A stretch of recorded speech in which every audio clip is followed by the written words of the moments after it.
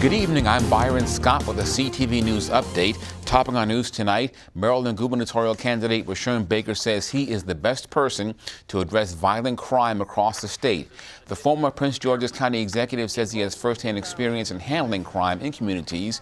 He says through his Transforming Neighborhoods initiative, he was able to reduce crime in the county and help revitalize areas.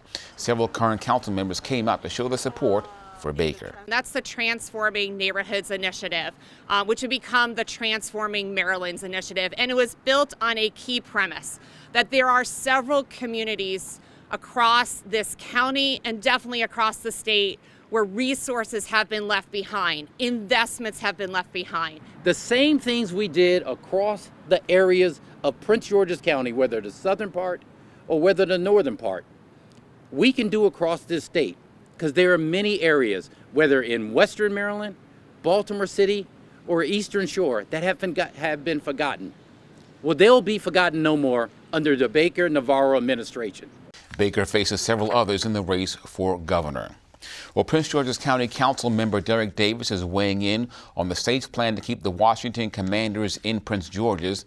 Lawmakers have proposed a $400 million incentive package for the area around FedEx Field, but it forbids building a new stadium for the wealthy franchise. The plan calls on the state to build infrastructure and a sports entertainment facility in the area around FedEx Field. Davis says it's an opportunity. I think the state opportunity helps us in not losing the Commanders. I think that there's some other things that we can do by creating what is essentially a business improvement district just around that stadium that would generate the types of resources that would help bolster the infrastructure as well as bolster the opportunity to bring other economic development engines into the downtown area. And I think that inside of 20 years, you could ultimately see a great budding metropolis that I envisioned when I first got elected in 2011 for downtown Largo, downtown Prince George's County, as I call it. Under the legislation, Prince George's County could use the cash even if the team moves to Virginia or back to the district.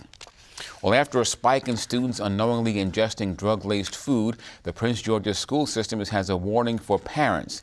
The alert is particularly about candy or other food items containing THC. The news comes after at least 2 kids ate the edibles. PGCTV is urging parents to secure the potentially dangerous items at home. The school system also asks adults to check their children's belongings to make sure they're not taking anything illegal to school. Well, today's COVID numbers indicate an increase in the metrics. The Maryland Department of Health has confirmed 527 new cases. That's 227 more than yesterday. And for the first time since February, the positivity rate in Prince George's County is over 2% at 2.14%. 2 people have died of COVID since yesterday. 140 people remain hospitalized. That, too, is up from yesterday's numbers. And you're watching CTV News. I'm Byron Scott. Back in just a bit. Stay tuned. Right here, baby. Look. Uma. Noah. Something more than a birthday is happening here. Once you can see it, you can help. The sooner you recognize the signs of autism, the sooner you can make a lifetime of difference for your child. Start by answering a few simple questions at screenforautism.org. Welcome back. Montgomery County is on track now to buy a new pediatric mobile medical vehicle. The County Council unanimously approved a $450,000 special appropriation. Through a public and private partnership, the jurisdiction will purchase the vehicle. The program will help identify kids, particularly those in underrepresented areas, and provide them with health care. It will also help kids get their school immunizations. And will help build on a system of care that includes our Black Physicians Health Network, which leverages community partnerships in a way that's really important. It's also important to note that these funds are being matched by the Robert I. Shatner Foundation, which creates a true public-private partnership which will benefit many of our residents. The county is partnering with Casa Rubin, Inc. and the Robert I. Shatner Foundation.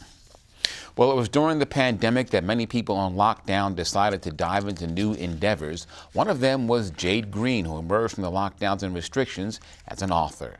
I always had the concept of it. The book is titled Jade's Ultimate Journey. When I was in high school, in middle school, I would be walking home The seeds of the story were planted years ago. and I would just think of all these different stories and scenarios of things that could happen. One day, while on a hike with her dog named Champ, author Jade Green got the idea for the book and began writing during the pandemic. When everybody was locked down, I was just in the house typing away. The main characters in the book are Jade and her dog Champ, who, by the way, are named after the real-life Jade and her dog Champ.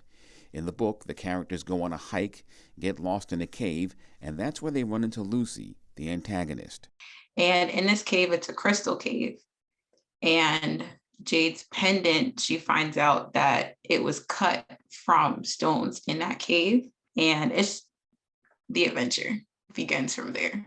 Green says her story is one of good versus evil. So sometimes people come and they seem nice, but sometimes you have that voice in the back of your head that's like, oh, something's not right. And she learns to listen to this voice to avoid future danger. What did you enjoy about this? So writing for me is like a puzzle.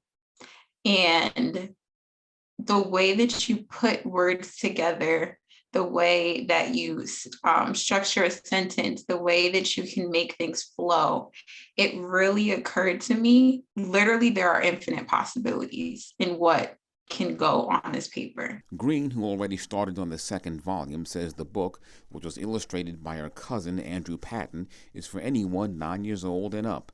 She says it has life lessons for all.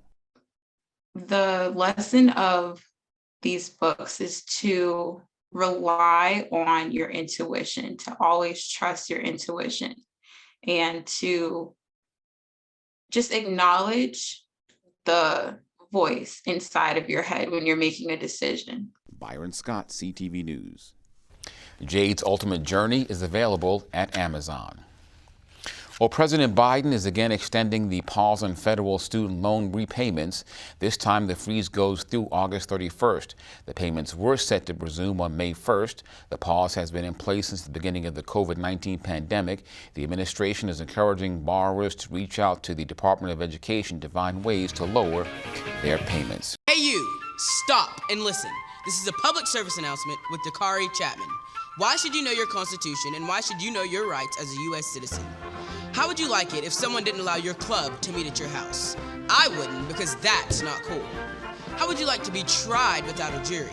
I wouldn't, because that's not cool. These things are not cool.